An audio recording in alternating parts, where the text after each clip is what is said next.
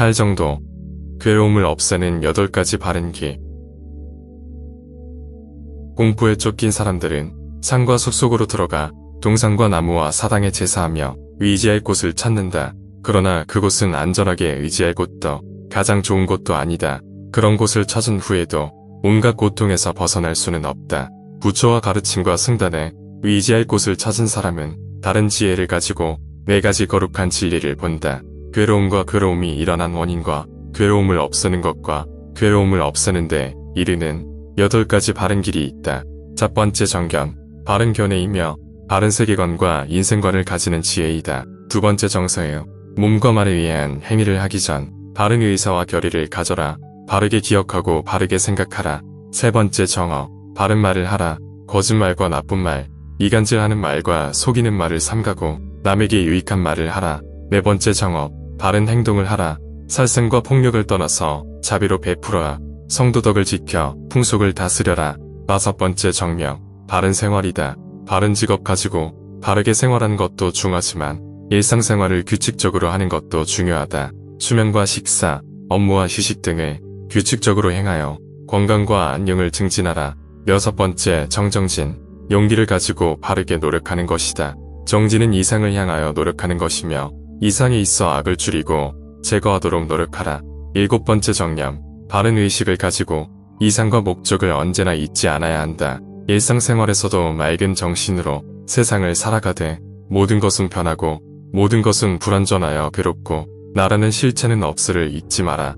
여덟 번째 정정, 정신을 통일하여 마음을 안정시키고 삶에 집중하라. 이것들만이 안전하고 뛰어나서 내가 의지할 곳이다.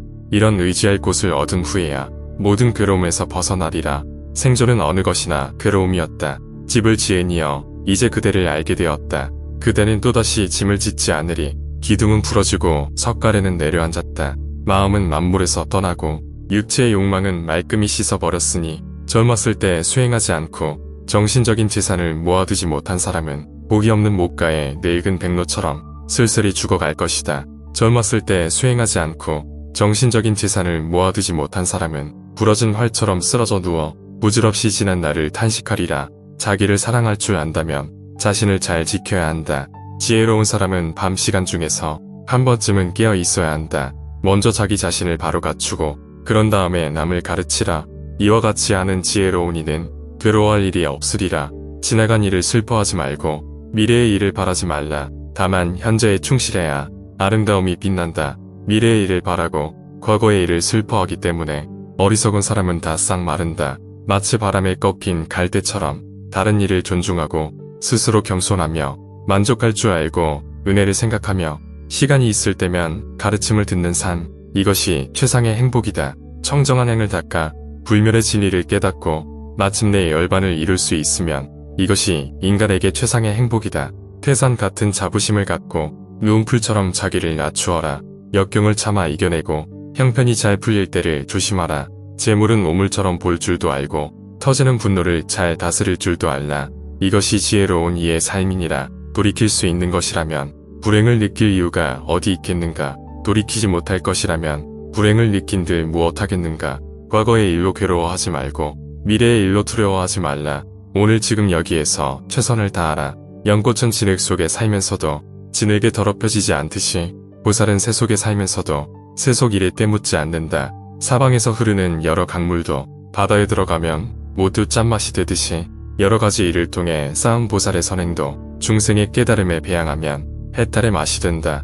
수도하는 사람은 마치 나무 토막이 불에 떠서 물결 따라 흘러가는 것과 같다. 양쪽 기슭에 닿지 않고 소용돌이에 휩쓸리지 않는다면 마침내 바다에 닿을 것이다. 수행자들도 이와 같아서 탐욕에 빠지거나 그릇된 일에 휩쓸리지 않고 정진에만 힘쓴다면 반드시 뜻을 이룰 것이다. 사랑하는 마음을 닦는 이는 탐욕을 끊게 된다. 연민의 마음을 닦는 이는 화내는 마음을 끊게 된다. 축복의 마음을 닦는 이는 괴로움을 끊게 된다.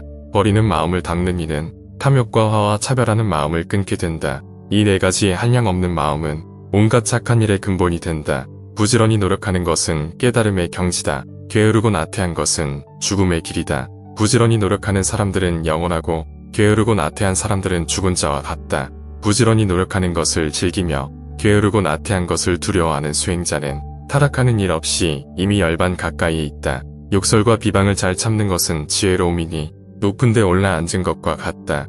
욕설과 비방으로 지혜로운 일을 어찌하지 못하는 것은 큰 바위가 폭우에 맞아도 부서지지 않는 것과 같다. 지혜로운 사람은 괴로움과 즐거움을 만나도 흔들리지 않는다. 마음이 넉넉하고 안락함을 얻으려면 덧없는 생각들을 끊어야 한다. 육신에 집착하는 것, 좋고 나쁜 감정에 매달리는 것, 보고 느낀 생각들이 덧없는 것이다. 그리고 자기중심적으로 사물을 판단하는 것이 덧없는 것이다. 사랑하는 사람도 만들지 말고 미워하는 사람도 만들지 말라. 사랑하는 마음이 커질수록 원망하는 마음도 함께 커진다. 내 것이라고 집착하는 마음이 괴로움을 일으키는 근본이 된다. 취하려는 생각이 없으면 마음이 편안하여 근심이 사라진다. 허물이 많으면서도 메우시지 않고 그대로 살아가면 죄업은 무겁게 쌓여만 간다. 이 세상은 덧없는 것이므로 이 세상에 살고 있는 모든 존재에게도 또한 영원한 즐거움이 없다. 모든 두려움은 한결같이 어리석은 자로부터 생긴다. 지혜로운 이에게는 두려움이 생기지 않는다. 모든 재난도 어리석은 자로부터 생기며 모든 번뇌도 어리석은 자로부터 생긴다. 어리석은 이는 두려운 생각을 갖지만 지혜로운 이는 두려운 생각을 갖지 않는다. 어리석은 이는 재난을 만나지만 지혜로운 이는 재난을 만나지 않는다. 어리석은 이는 번민하지만 지혜로운 이는 번민하지 않는다. 부처님께서 말씀하셨다.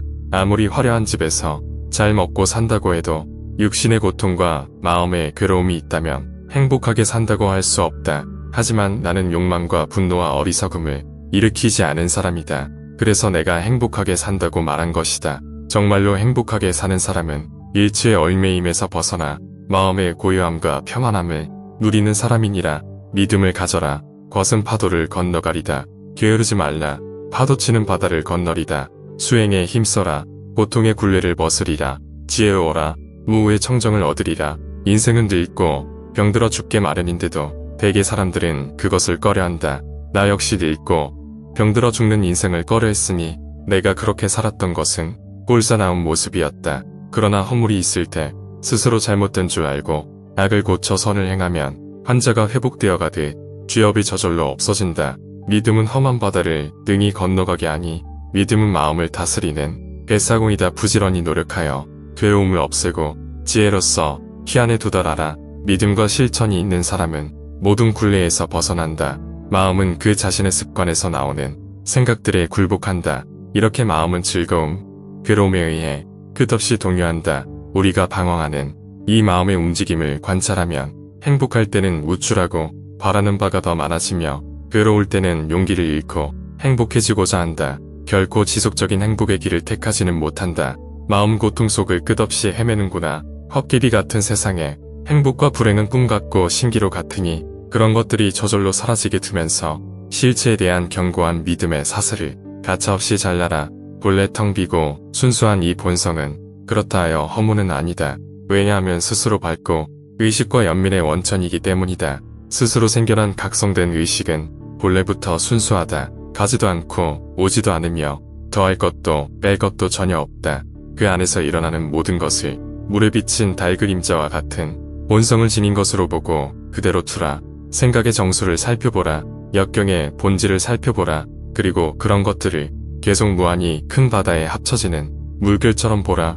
숱한 생각의 물결이 하늘의 구름처럼 평온한 마음에 더 이상 선도 악도 끼치지 않을 때 이것이 마음을 본래 성품으로 해탈시키는 것이다.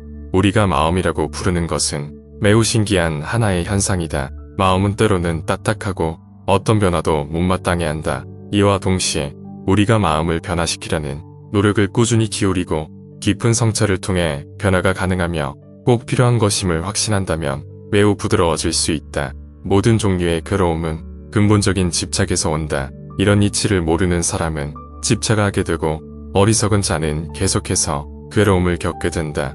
그러므로 괴로움이 어디서 일어나는지를 보는 사람은 집착해서는 안 된다. 이 진리를 깨닫고 마음 챙김을 가지고 사는 사람은 세상이 속박을 뛰어넘을 것이다. 천지사방 어느 곳에서든 그대가 인식하는 어느 것에라도 집착하지 말라. 오고 가는 무상한 것들과 존재하는 것들에 그대의 의식에 머물러 의지하지 말라. 이와 같이 마음 챙김으로 방심치 않는 수행자는 나의 것이라는 집착의 개념을 버린다. 그는 태어남과 늙음과 슬픔을 버리고 괴로움에서 벗어난다. 감당할 수 없을 정도의 많은 일을 벌리지 말라. 사람들과 너무 가깝게 지내지 말라. 수행할 때 너무 조바심 내서 애쓰지 말라. 탐심이 많고 맛에 탐착을 하면 행복을 가져오는 목표를 잃어버린다. 지체 높은 집안에서 받는 존경과 공양은 참으로 수렁과 같음을 알아야 한다. 원래 부처는 만나기 어렵다. 아무데서나 태어나지 않기 때문에 이 같은 성자가 태어난 집안은 영원히 평화롭고 번창할 것이다. 깨달은 이의 주려는 즐겁고 바른 설법을 듣기도 즐겁다. 승단의 화업도 즐겁고 화합한 사람들의 수행도 즐겁다. 사람들이 공양할 만할 뿐 이미 허망한 논쟁에서 벗어나 걱정 근심을 초월한 부처와 그의 제자를 공양한 일은 아무것도 두려워하지 않고 마음의 평화를 누리는 사람들에게 공양하는 그 공덕은 누구도 헤아릴 수 없느니라.